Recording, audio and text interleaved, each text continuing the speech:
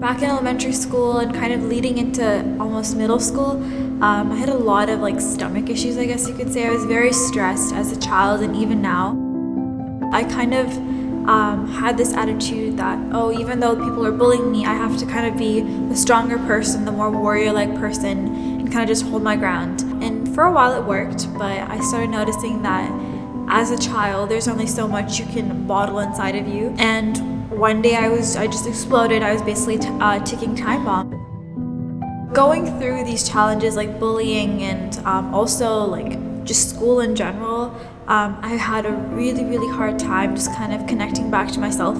I was constantly comparing myself to other people in my class that were getting better grades than me, people that looked a lot better than me. The world we live in today, there are so many distractions.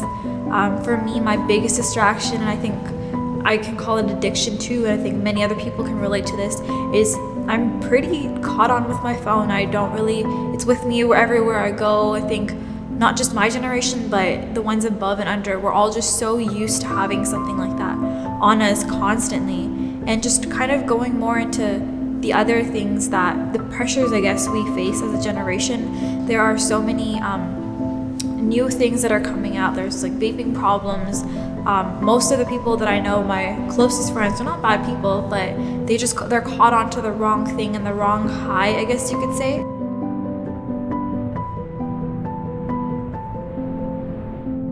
I found that meditation really helped me kind of calm down, and when I came to that calm state, I was really able to also bring my body and my inner organs, I guess you could say, into a more calmer state, which really helps me kind of stay focused in school and just do better in life, because I was a lot more relaxed and not always hurting.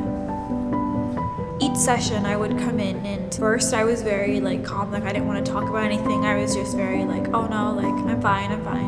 But I started to get more comfortable, and the more I started meditating, I opened up a lot more, and I think a couple of sessions I just bawled my eyes out, and that was that session. And through just getting everything out of my system, I was really able to kind of look at things in a newer perspective, and that really helped me grow just out of the bullying phase, I guess you could say, and just more into a more mature person. Your best competitor is yourself. So that's where kind of the little motto came, Ananya to Ananya, or your name to your name. And from then on, I kind of realized that when you start comparing to yourself, you become your first priority, which puts everybody else kind of on the secondary list. And when you do that, you accomplish your tasks and your performance level increases a lot more. So a good example of this, I guess, is once when I was fencing, it was a competition. I used to be a fencer. I was really struggling with getting my points in because I was very concerned about what the other person was doing. But the second I kind of stepped back and kind of fought with myself rather than thinking of it as fighting with the other person, I was able to kind of relate to myself, and I was just trying to beat myself. And when you're constantly just trying to become a better person and better at what you're doing, you don't really have anything else to worry about other than just that one competition, which is you. And I think that's the most important thing, whether it's in a sport, school, or just life. When you meditate, when you kind of go within yourself, you're focused more on yourself. And when you do that, you're able to make these decisions, essentially more relating and competing with yourself. And I think when you do that, you're able to make decisions like saying no to things and saying no to people when you know it's not correct for you. And I think that's a skill that a lot of our generation really needs to build on. When I'm meditating, that when I wake up, I look like I'm a supermodel, or just my face gets a lot more thinner, and I'm there's a fresh layer of foundation on my face. And I think part of that is having confidence within you, because when you go inside, I think you're looking essentially into yourself, into the best face or best way you can be. And when you do that, you see it externally too, because that's what you truly believe inside. I have a lot of troubles focusing, I guess, and I think a lot of people my age essentially do, because there's so much going on. There's always stuff to do on my phone. There's stuff with my friends, family. There's just a whole bunch of stuff that it's in my head, and I can't really focus on one thing when I need to. So when I meditate, I'm again able to kind of step back out of my shoes and clear that. At this age, I think it's very normal for people to not really know what they're interested in yet or what they're really passionate about. But for me, from a very young age, from my grandfather, just how I was raised, I've always kind of known that I wanted to help people. That was my essential purpose in life. I just wanted to serve and do good for the greater world. But I kind of didn't really know exactly what. At first, from the age of 2, I really wanted to be a doctor. But I slowly started seeing that, okay, I'm not really good at math, I'm not really the best at science, and those are things that you really need to become a doctor, and I'm not really the type of person that likes to sit down and study. But I was again really caught up on becoming a doctor due to promises that I made in my childhood to my grandfather and family and things like that.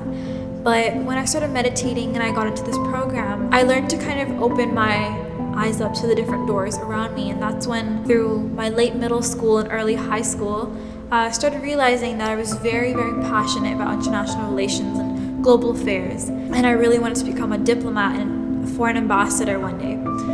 And through that, I think meditating and having that clarity within my mind, due to just that one-pointedness, I was able to get to different stages of my life where I was going through a lot of international and global conferences, getting on a bigger platform for me to really deepen and strengthen the roots of my passion for international relations. And I think if I wasn't very focused and one-pointed, I would not have gotten there. A lot of my friends, including myself, have gone through many mental health challenges, and I think that's something that's kind of been normalized in our generation, unfortunately. But I think it's also really positive that we're also recognizing that mental health challenges are real.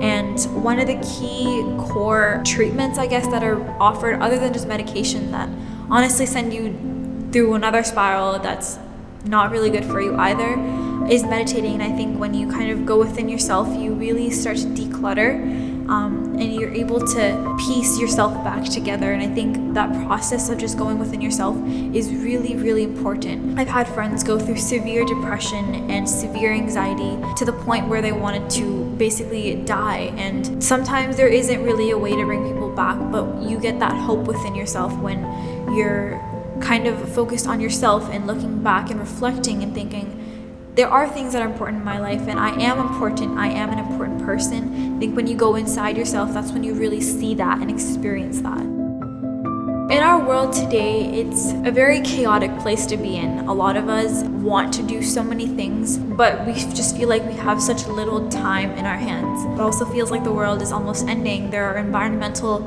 issues going on. There are battles between countries going on at the moment. And in between all this, we only have one person that we can truly always go back to, and that's yourself. So within this huge chaotic world, when you really go within yourself first, before you go out to reach to other people, you're saving your own self first. Like they say on airplanes, you put your own mask before you put on other people's masks. So essentially what I'm trying to say is self-care is so important, and self-care isn't just physical. It's not just putting on a face mask and going for a nice jog. It's also going within yourself, reflecting back and saying, am I okay? What am I doing with my life? Am I happy? Am I sad? Reflecting on your feelings. And I think part of that is also related to meditating and going within yourself, like I said.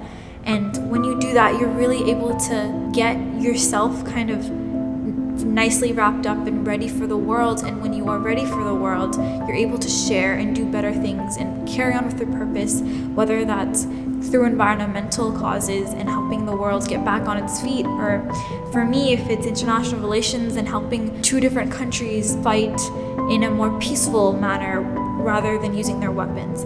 So I think when you go back to yourself, you're essentially putting yourself on the line first, which makes you a better person and helps you carry that out to everybody else. So take care of yourself first.